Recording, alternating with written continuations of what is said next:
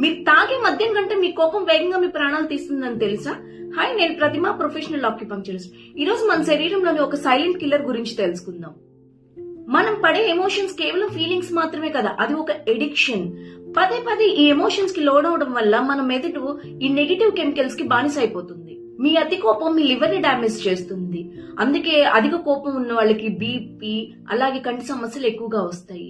అతి సంతోషం వినడానికి వింతగా ఉన్నా మీరు ఎక్కువగా సంతోషపడుతూ ఉంటే మీ గుండె మీద ఒత్తిడి తీసుకొని వస్తుంది. మీ ఓవర్ థింకింగ్ మీ స్ప్లీన్ ని, మీ జీర్ణ వ్యవస్థని నాశనం చేసేస్తాయి.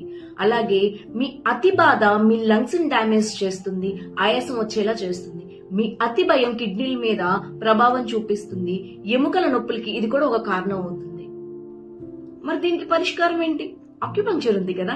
ఆక్యుపంక్చర్ ఎనర్జీ మెరిడియన్ ని రీసెట్ చేస్తుంది.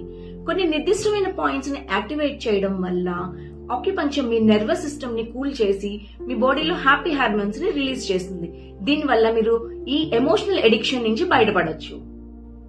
అందుకే ఎమోషన్స్ అనేవి మన కంట్రోల్లోనే ఉండాలి. మనం ఎమోషన్స్ కంట్రోల్లోకి వెళ్ళకూడదు. మన శరీరం ఒక దేవాలయం. ఆ నెగిటివ్ థాట్స్ తో మీ శరీరాన్ని శ్మశానంగా మార్చుకోకండి.